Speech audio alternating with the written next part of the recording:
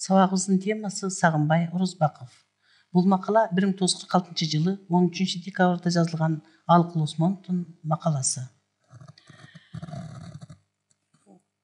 Кыргыз эли элдик чыгарманын дайрасы болгон Манас эпосу менен мактаналат. Жакында орус тилинде басылып чыккан котормосу Пенковский, Тарловский жана Липкиндики. Ушул эпостун бир тому чоң казат ого өтө жакшы иш болду. Муну окуган орус окуучулары кыргыз элинин көз алдында таланттуу, баатыр, ак көңүл эл катарын элестетип, аны кандайдыр сүймөнчүк менен карайт. Биз кыргыз эли интеллигенттери айрым айтканда кыргыз жазуучулары менен кыргыз композиторлору бул иште өз милдетибизди жакшы аткара албадык десек болот. Анткени дүйнөлүк даражада турган улуу эпосубузду тийиштүү түрдө эл көзүнө көрсөтө албадык. Эпос жөнүндө илимий талдоолор, тарыхый изилдөөлөр ушул күнгө чейин ойдогудай жүргүзүлгөн жок. Булар болбой туруп эпосубузду окуучуларга кургак сунуу уят иш. Албетте, эпосту түзгөн эл. Аны элге жеткирүүчү, анын айтуучусу же жомокчусу бул Манасчы.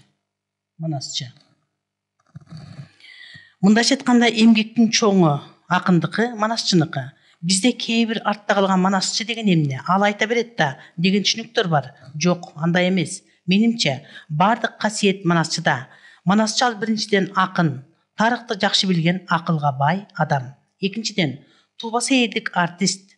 Ошондуктан окуучуларыбызга Манасчыларыбызды тааныштыруубуз биринчи парз болот. 20-кылымда жашаган Манасчылардын эң көрүнүктүүсү, эң күчтүүсү, эң улуусу Сагынбай Орозбак уулу. Мына сүрөттө көрүп турабыз. Бирок биздин уятыбызга жараша ушул улуу киши жөнүндө бир да сөз жаза элек. Манас эпосунун 1100 жылдык юбилейине байланыштуу мен бир-эки ооз сөз жазгым келет. Кыргыз тили жана адабияты менен тарыхынын илим изилдөө институту Манас эпосун жазууну 22-жылдан баштап ушул күндө да жүргүзүп жатат. Анын карамагында 13төн ашуун вариант болуп, 1000 басма табак ыр бар. Анын 400 басма табагы Сагынбай Орозбак уулунуку, калгандары Саякбай, Жаңыбай, Шапак, Байымбет, Ыбырайым жана башкалардыкы. Сагынбай Орозбак ушунун ичинде Сагынбай Орозбактыкы болбосо, анда калгандары бизде Манас эпосунун күчүнө мынчалык таң калтыра албас эле. Сагынбайдын сөздөрү башкалардыкынан бөлүнүп турат.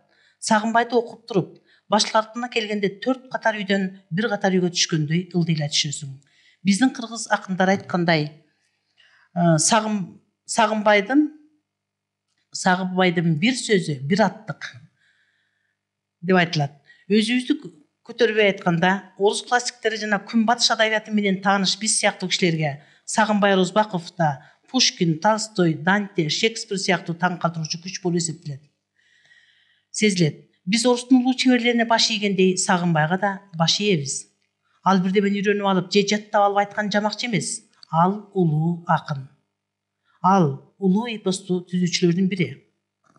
Аны кандай гана шартта окуган баары бир сенин өзүңө тартып алат да, окумуштуу жөнөкөйлүгүнө, эркин күчүнө, уйкалышкан сөз тизмегине, сонун образдарына тамшандырып баш чайкатат. Аны окуп отурганда эрксизден кайран сакем деп жибересиң. 20-кылымда Сагынбайдын күчүнө тете акын туулу элек десек жаңылышпайбыз. Ал элдик адабияттын пири катарында сезилет да, улуу Гомердин элесиндей көрүнөт. Сагынбай элдик легендада айтылгандай 14-15 жашында эле түш көрүп, Жанат Тыныбектен үйрөнүп Манасчы болгон.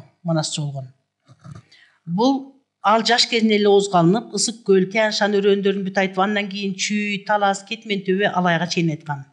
Ошол Манас айтып барган жылы Чүй өрөөнүнөн 400 кер кашка айдап келген деп айтышат.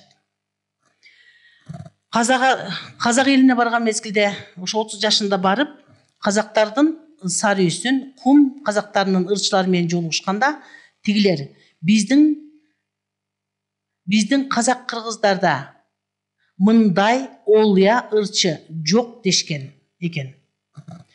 Сагынбай өздөрүнүн баардык улуу кишилери менен байланыштуу болгон жана өз заманын жакшы тааный билген.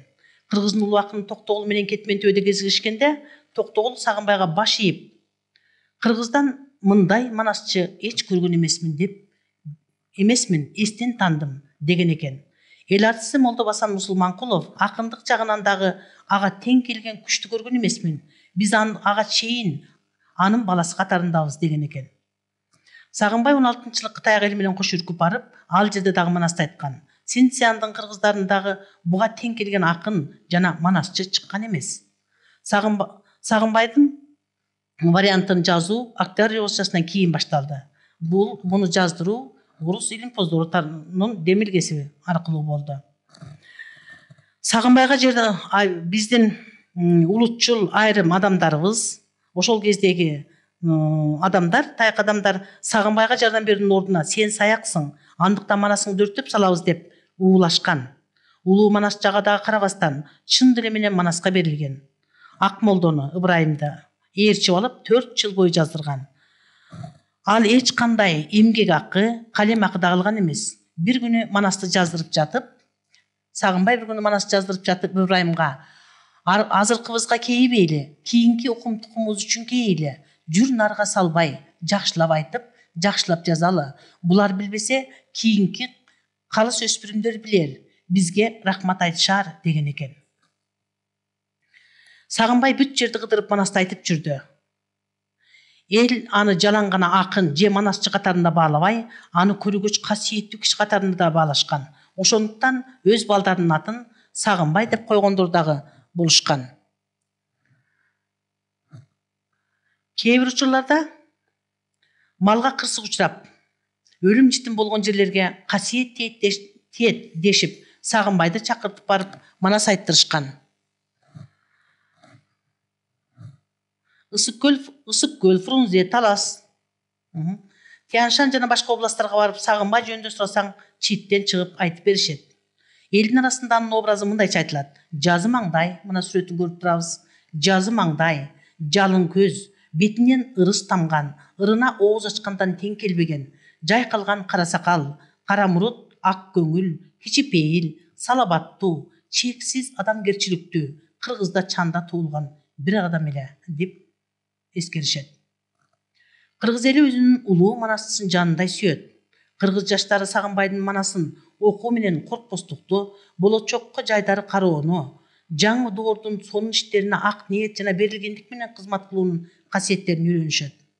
Алдыбызда боло турган Манас эпосунун 1100 жылдык юбилейи кыргыздын Гомери Сагынбай Орозбак уулунда айрыкча белгилеп кетүү керек. Алган эмес, анын туулган жана өлгөн жылдары. Улуу акындар катары эскертилип туруу керек. Ал 63 жашында Кочкор районунда Кош Төбө кыштагында каза болот.